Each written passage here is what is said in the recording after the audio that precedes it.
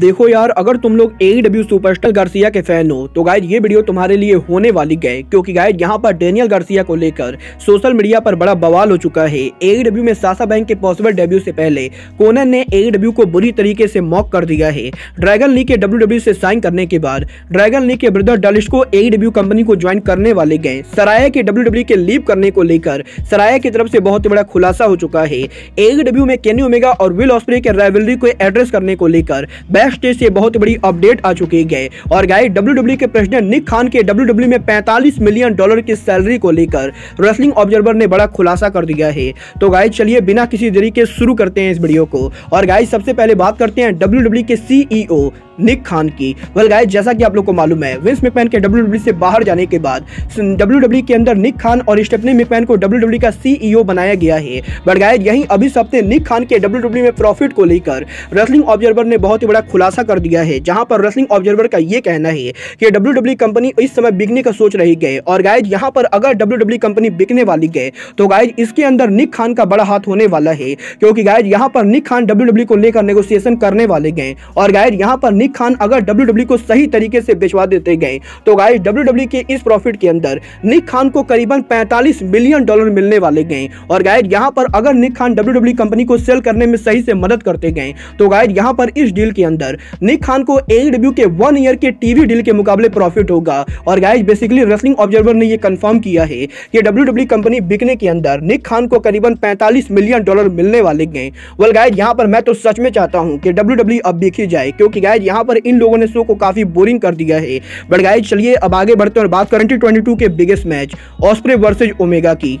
वल्गार बात करें यहाँ पर ऑस्प्रे वर्सेज ओमेगा की, तो गाइस ये बात तो तुम लोग भी मानोगे कि ये मैच प्रोबेबली इस साल का बिगेस्ट मैच होने वाला है। बट गाइस जैसा कि आप लोग को मालूम है, टोक्यो डोम में ऑस्प्रे और ओमेगा के इस मैच के बाद AEW ने उनके डायनामाइट शो के ऊपर केनी ओमेगा और विल ऑस्प्रे के इस मैच को एड्रेस नहीं किया था। और गाइस यहीं AEW के शो के ऊपर इस मैच के एड्रेस ना होने के बाद अब रेसलिंग ऑब्जर्वर ने केनी ओमेगा के इस हफ्ते डायनामाइट रिटर्न को लेकर बात की गई, जहां पर रेसलिंग ऑब्जर्वर का ये कहना है कि पॉसिबली किया फोरम के ऊपर जब केनी ओमेगा AEW पर उनका रिटर्न करेंगे तो गाइस केनी ओमेगा NJPW के IWGP US टाइटल को लेकर आने वाले गए। और गाइस पॉसिबली इस हफ्ते AEW के डायनामाइट शो के ऊपर AEW के शो के ऊपर टोक्यो डोम में हुए ऑस्प्रे और ओमेगा के मैच को एड्रेस किया जाएगा। और गाइस क्योंकि AEW और NJPW के बीच में ऑलरेडी केनी ओमेगा और विल ऑस्प्रे के अगले मैच को लेकर बात हो चुकी है, तो गाइस यहां पर रेसलिंग ऑब्जर्वर को यह भी लगता है कि AEW कंपनी पॉसिबली ऑस्प्रे और ओमेगा के राइवलरी को AEW में बिल्ड करेगी। और गाइस पॉसिबली कल होने वाले AEW के डायनामाइट शो के ऊपर AEW कंपनी विल ऑस्प्रे और केनी ओमेगा के सिचुएशन को एड्रेस करेगी।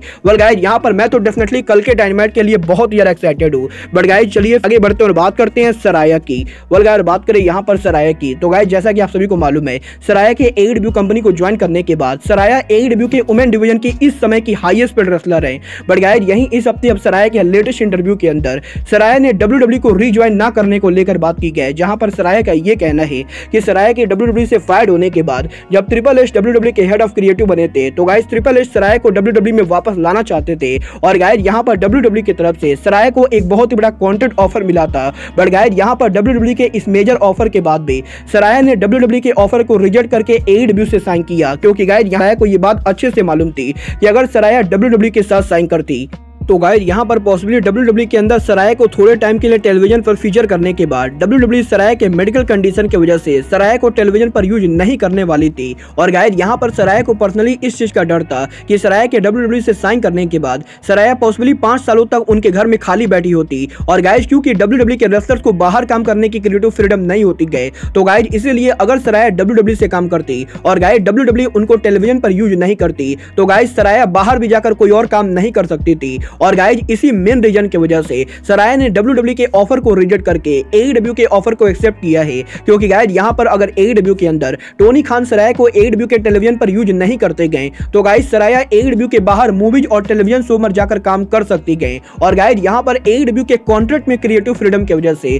सराया ने WWE के बड़े ऑफर को रिजेक्ट करके AEW कंपनी को ज्वाइन किया है। वेल गाइस ये तो बात है कि WWE को रिजेक्ट करने की। बट गाइस जहां तक बात रही WWE और AEW की, तो गाइस जैसा कि आप सभी को मालूम मालूम है, ड्रैगन ली के AEW डायनामाइट पर काफी बार रेसल करने के बाद भी ड्रैगन ली ने AEW को ज्वाइन न करके बल्कि WWE को ज्वाइन किया है। बट गाइस यहीं अब ड्रैगन ली के छोटे भाई ड्रेलिस्को के AEW के ज्वाइन करने को लेकर बैक स्टेज से बहुत बड़ी अपडेट आ चुकी है, जहां पर इस हफ्ते रेसलिंग ऑब्जर्वर ने यह कंफर्म किया है कि जब ड्रैगन ली WWE को ज्वाइन कर रहे थे तो गाइस ड्रैगन ली पर्सनली ये चाहते थे कि ड्रैगन ली के भाई ड्रेलिस्को भी WWE को ज्वाइन करे। बट गाइस क्योंकि यहां पर WWE ने ड्रेलिस्को को कॉन्ट्रैक्ट ऑफर नहीं दिया है तो गाइस इसीलिए अब ड्रेलिस्को पॉसिबली AEW को ज्वाइन करने वाले गए, क्योंकि गाइस यहां पर ऑलरेडी AEW के अंदर रूस और अंद्रादे के फैक्शन के अंदर ड्रेलिस्को का डेब्यू हो चुका है और गाइस यहां पर ऑफिशियल तौर पे रूस के इस सेक्शन के अंदर ड्रेलिस्को काम कर रहे गए और गाइस रेसलिंग ऑब्जर्वर ये बिलीव करते गए कि टोनी खान बहुत ही जल्द ड्रेलिस्को को AEW के अंदर साइन करेंगे। वेल गाइस देखना बहुत ही दिलचस्प होगा कि टोनी खान के ड्रेलिस्को साइन करने के बाद टोनी खान AEW के टेलीविजन पर ड्रेलिस्को को कैसे यूज करते गए। गाइस चलिए फिलहाल आगे बढ़ते हैं और बात करते हैं जेरिको अप्रिसिएशन सोसाइटी के मेंबर डेनियल गार्सिया की। वेल गाइस जैसा कि मैंने आपको परसों की वीडियो में बताया है कि इस हफ्ते अमेरिका की biggest independent wrestling company PWG wrestling के बैटल ऑफ द बोला पेपर व्यू के ऊपर क्रिस जेरिको और जेरिको अप्रिसिएशन सोसाइटी के मेंबर्स ने डेब्यू किया था। और गाइस अगर आप लोग इंडी रेसलिंग को फॉलो नहीं करते हो तो गाइस मैं आपको बता दूं, जेरिको अप्रिसिएशन सोसाइटी के मेंबर डेनियल गार्सिया इस समय PWG रेसलिंग के वर्ल्ड चैंपियन है। और गाइस यही जब PWG के इस शो के ऊपर डेनियल गार्सिया और जेरिको जैसे रेसलर अपीयर हुए तो गाइस इस शो के ऊपर डेनियल गार्सिया के एक हरकत की वजह से बहुत ज्यादा कंट्रोवर्सी हो चुकी है। और गाइस यहाँ पर जैसा कि आप लोग इस वीडियो में देख सकते हो, जब डेनियल गार्सिया PWG के अरीना में अराइव हो रहे थे तो गाइस यहाँ पर डेनियल गार्सिया के हील रेसलर होने की वजह से एक फैन ने डेनियल गार्सिया को मिडिल फिंगर दिखाने की कोशिश की थी। और गाइस यहाँ पर इस फैन के ऐसा करने के बाद डेनियल गार्सिया पहले तो उनके पैरों से उस फैन के ऊपर अटैक करते गए और गाइस इसके बाद डेनियल गार्सिया उसके कैप को भी फेंक देते गए। और गाइस बेसिकली यहाँ पर डेनियल गार्सिया भी उनके हील कैरेक्टर को प्ले कर रहे थे।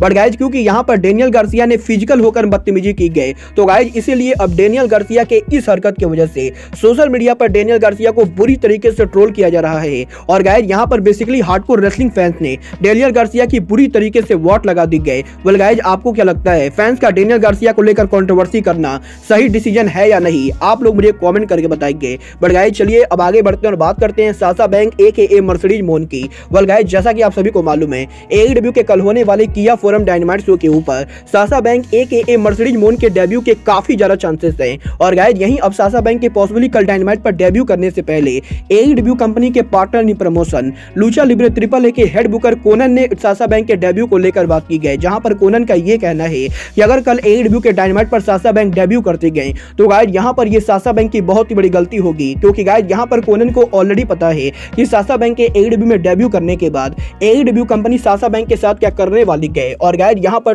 कोनन का यह कहना है कि साशा बैंक अगर कल डायनामाइट पर डेब्यू करेंगी तो गाइस इसके बाद आने वाले 2 से 3 डायनामाइट के ऊपर साशा बैंक को लेकर क्राउड के बीच में बहुत ही ज्यादा हाइप होगी। और गाइस AEW अगले 1 महीने तक उनके शो के ऊपर साशा बैंक को टेलीविजन पर फीचर करेगी। बट गाइस उसके बाद AEW के बाकी रेसलर्स की तरह ही साशा बैंक भी AEW के डार्क एलिवेशन पर काम करेंगी। और गाइस जिस तरीके से AEW कंपनी उनके कंपनी के अंदर बड़े बड़े रेसलर्स को लाकर जॉबर बना रही है, कुछ इसी तरीके से साशा बैंक के आने के बाद भी AEW कंपनी साशा बैंक को पूरी तरह से बर्बाद करेगी। और गाइस यहाँ पर कोनन ने AEW पर यह आरोप लगाया है कि AEW कंपनी को यह नहीं मालूम है कि बड़े बड़े रेसलर्स के साथ कैसे डील करना चाहिए। और गाइस यहाँ पर AEW ने काफी सारे बड़े बड़े रेसलर्स को कंपनी में लाके उन रेसलर्स को AEW के अंदर बेकार रेसलर बना दिया है।